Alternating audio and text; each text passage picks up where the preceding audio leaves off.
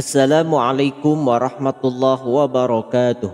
Alhamdulillahi rabbil alamin. Allahumma salli ala Sayyidina Muhammad wa ala ali Sayyidina Muhammad. Sahabat yang dirahmati Allah, bulan Muharram seringkali disebut sebagai bulannya anak yatim, terutama di tanggal 10 Muharram.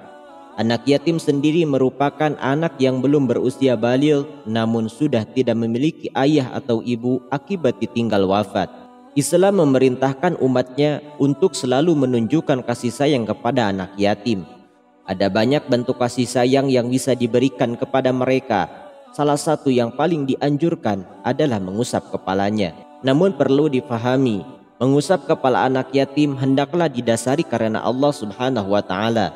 Artinya kegiatan ini harus disertai dengan kepedulian lain seperti memberinya infak atau sedekah. Jadi bukan secara sengaja mendatangi panti asuhan hanya untuk mengusap kepala anak yatim di sana.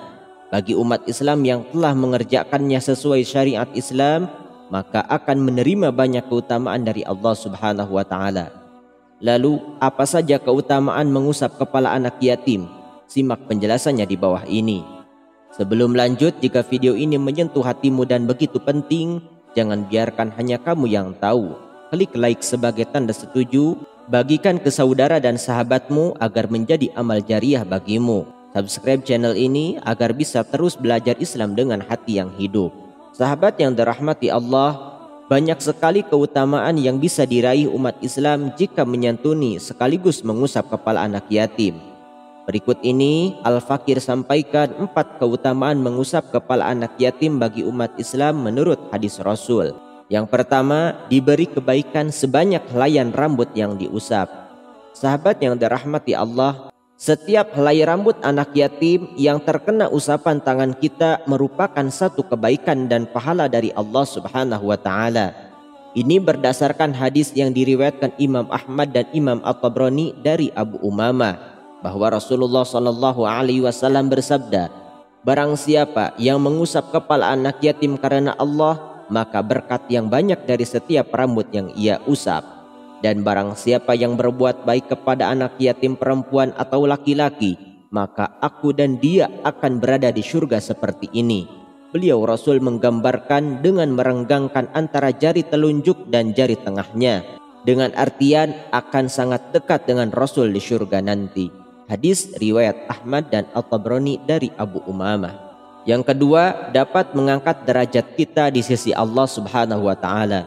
Sahabat yang dirahmati Allah, selain kebaikan, setiap helaian rambut anak yatim juga dapat mengangkat derajat kita di sisi Allah.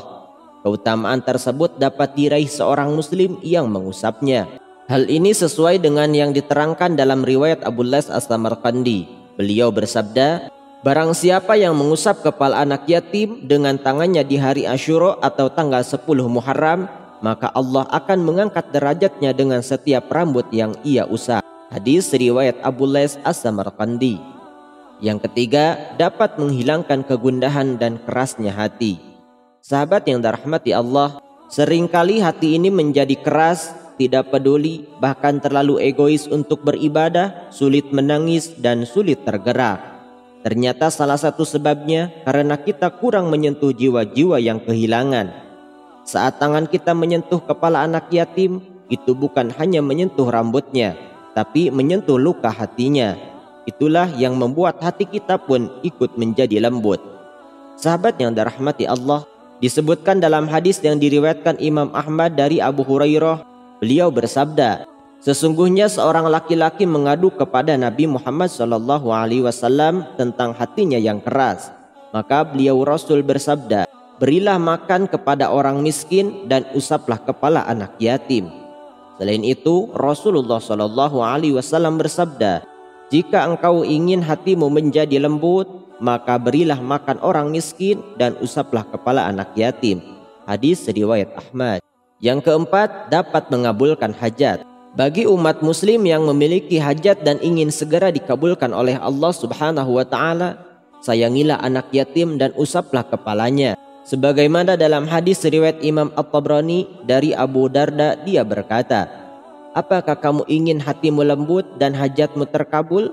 Sayangilah anak yatim, usaplah kepalanya, berilah ia makan dari makananmu, maka hatimu akan lembut dan hajatmu akan terkabul.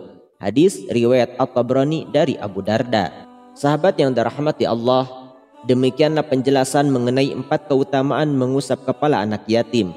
Semoga dengan adanya video ini dapat menambah wawasan baru kita dan kita bisa mengamalkannya sehingga kita termasuk ke dalam golongan orang-orang yang dimasukkan ke dalam syurga bersama Nabi Muhammad SAW. Wallahu a'lam bishawab. Jika terdapat kesalahan dalam penyampaian ini, Al-Fakir mohon maaf dan itu merupakan kesalahan dari Al-Fakir sendiri. Jika ada benarnya itulah dari Allah Subhanahu wa taala. Semoga bermanfaat. Wassalamualaikum warahmatullahi wabarakatuh.